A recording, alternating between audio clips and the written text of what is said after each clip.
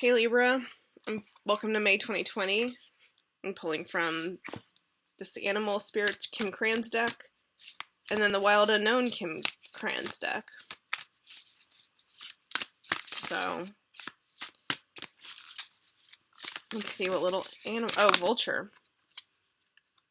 Okay, this came up for Cancer too, I think.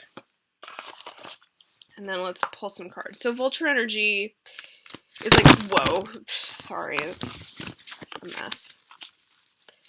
Okay. Vulture energy is about Six of Wands, Daughter of Cups in reverse, Seven of Swords in reverse, the Devil, the Hierophant in reverse. As I was saying, the Vulture is about kind of like the recycler of the animal spirits. They eat roadkill, and they kind of make use of that which is useless. They kind of transmute darkness in a way. Four of Swords in reverse, Six of Swords. So, okay, that's plenty. So I'll talk about the Vulture with the Devil. So the Vulture is like kind of like, oh, a scary, like, doomsday feeling vibe at first, but really, when we go deeper, it's kind of like the Scorpio energy, where, again, they're like just recycling. They're just taking what other people couldn't use, and they're turning it into, like, fuel for themselves, and they're also cleaning the roads, and so there's kind of, like, with Vulture, this sense of, like, sifting through the muck to kind of find either treasures or just to kind of clear it, you know? I think it's like being willing to deal with like the uncomfortable things of life because they are a part of life and they're a part of ourselves. And the more we ignore and repress them, the more it kind of like builds up and becomes bigger problems. So I feel like the Vulture is kind of being willing to face the shadows within yourself. And we got the Devil here too. And I think of that along similar lines of like, you know, we want to be all love and light all the time, but our darkness is just as much a part of ourselves as our light. We're yin and yang, we have both. It's almost 50-50, right? And of course I'm not like advocating for being totally self-destructive and blah blah blah, but I am talking about being willing to sit with the parts of yourself that you normally shame or reject, or like finding acceptance and finding kind of the use or the reason why these behaviors come about. So for example, the Devil can be about addictions. Maybe you're like addicted to some kind of drug or like alcohol or whatever, just as an example. And then so with the Vulture energy, it's basically saying like, instead of saying, oh, I'm bad because I'm addicted to blah blah blah, I'm a bad person, I need to stop, I need to go cold turkey and never do it again. It's like, what is my addiction serving? Like, what part of me is it helping me soothe? Like, you're basically probably using it as a medicine of sorts. You're trying to numb yourself. So, kind of like that part of you is trying to take care of yourself. That part of you is trying to protect yourself from something very painful. So that's kind of what I'm talking about here, is like being more compassionate and being more kind of like well-rounded is the word I want to say, but like kind of more honest perhaps about where the darkness in you comes from, what motivates it, why you behave in a certain way. A lot of it has to do with pain. And I think, you know, we got the Seven of Swords in reverse, and usually this card is about deception, perhaps other people's deception, but with the conversation we're having and it being in reverse, I think it's like, where have you been deceiving yourself? Where have you been, like, kidding yourself? Where have you been kind of, like, acting like everything is okay when you always knew it was not? Where have you not even been honoring your own, like, kind of pain or discomfort? Or I'm put in mind of this woman named Carolyn Elliott, has a book called Existential Kink, And her whole process is about, like, her whole theory is, like, having is evidence of wanting. So she's, like, saying, like, look at the areas of your life where you have things you don't want, or consciously don't want, and then accept that maybe subconsciously there's a part of you that wants that, i.e. what I was talking about with, like, addiction and alcohol. It's like you don't want your alcohol addiction, but also there's a part of you that does want it, because the part of you that wants it is soothing yourself in some way. So I think it's like, with this energy, it's like getting really clear and honest with yourself about where bad behavior comes from. No longer judging it as bad. Don't judge it as bad. Just see it as a behavior. Take away that judgmental energy and, like, start putting yourself in a space of non-judgment. What is it used for with the vulture? Okay.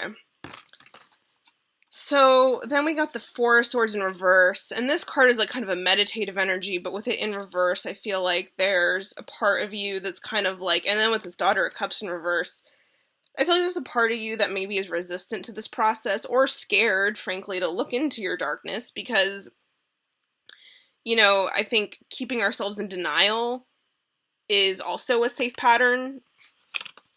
So even the unwillingness to look at our darkness is part of our darkness.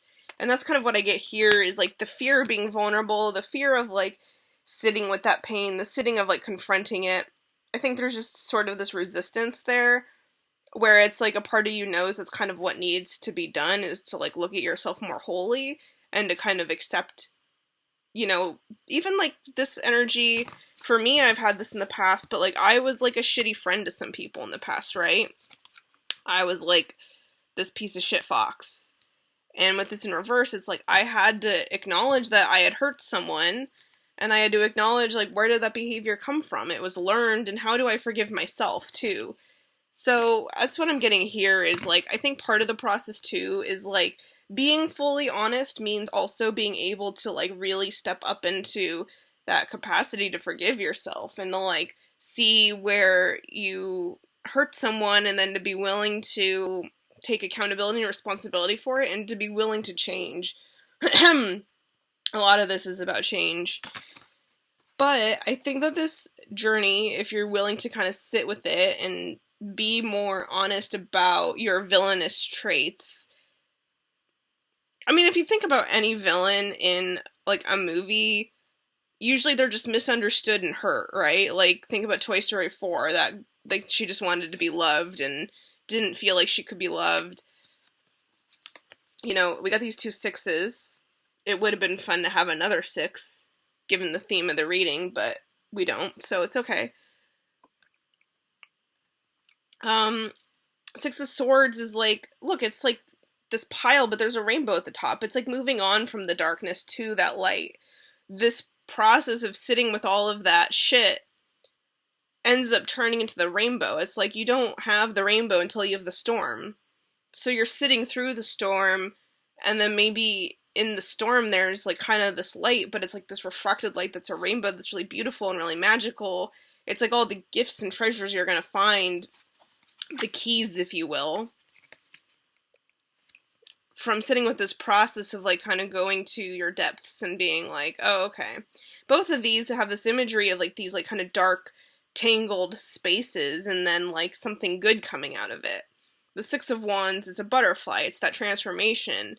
It's you transmuting all of your pain and darkness and, like, addictions and bad habits into kind of a deeper understanding of yourself that makes you more whole, so that you don't operate. I mean, part of making the unconscious conscious is so that, like, it's not unconscious anymore. You have control and, like, some ability to kind of respond to things, so that you're not like a button being pressed all the time that just, like, reacts. You're a person who is aware of their motivations and their sense of behavior and their pain, and then you can kind of transcend those bad patterns, and make different choices. And maybe you make the same choices, but then you do it with kind of a different clarity, where you understand why I'm doing what I'm doing. Like, for example, I don't know that I'm like for alcohol, for example, it's like you might start to find like I'm not quitting alcohol, but I'm enjoying it in a much more healthy way. I'm not binging so much. I'm just having a glass of wine with dinner and really enjoying it and savoring it, and then don't feel the need for more. And like having healthier relationships to these quote unquote vices, or again talking about that self-forgiveness. I think that this energy is like once you've gone to these dark places within yourself, you're coming out of it with like, yeah, just this, like, the gifts, and like also the energy that you're putting out is different, so you're gonna get different results back. The Hierophant in reverse, the Hierophant is usually about institutions or like marriage or higher education, like kind of structures that we as a society agree on. But in this deck, it's like really interesting because it's a crow with a lightning bolt and a key, like very powerful to me energy. And I think this whole period of quarantine has kind of been like this weird crow moment. Like crows have been coming up for me as a theme, and crows are very smart animals, and crows also like kind of have this connection to I don't know, I would say like kind of the conversation we're already having, which is like seeing the magic in the darkness. So I think it's like unlocking this key, part of you unlocking this key and like having these like bolts of inspiration and like kind of sitting with these old deep parts of yourself is really what this month is about. But with it in reverse, I think it's just, as I talked about earlier with this in reverse and this in reverse, there is a part of you that fears this process, right? You fear your fears. There's nothing to fear but fear itself, but you're like, well, it's pretty scary, so I don't totally want to sit with this. But I think it's like kind of absolutely necessary. And like, what does this process even look like? I mean, this might be meditating, this might be journaling, this might be, it's just any selfie help type of, there's any number of ways. This could be dream work. There's any number of ways that you can look at yourself. But it is about looking at yourself and being honest with yourself. And it is about kind of just becoming more aware of your responses to things. You don't have to change like in a fixing yourself way. You just have to become more conscious of what it is that you're doing and what it is that you're choosing. If there's something that you're like, again, to bring it back to Carolyn Elliott, if there's something you don't want in your life, like your living situation, I don't want to live here. Well, you live there, so let's assume some part of you does want it. That this, even if it's like living in poverty, her example would be, it's like a part of you feels comfortable in poverty. A part of you feels that's like what you deserve. A part of you feels like this validates maybe even like a victim mentality, not to like victim shame victims, but like, you know, that's kind of what the work is. It's like, let me take the most painful thing that I'm sitting with right now and try to find a part of me that responds or gets off on it, right? Like that likes this pain. Where am I masochistic, basically? And then just sitting with it and trying to like kind of trying to see it through that lens of like, okay, I'm a little masochistic. I like this pain. Okay, how can I just accept the pleasure of the pain that I get? That's sort of what this process is. It's like, how can I celebrate my darkness? Because I think in celebrating your darkness, that's where you're going to get these results of like the rainbow and the butterfly.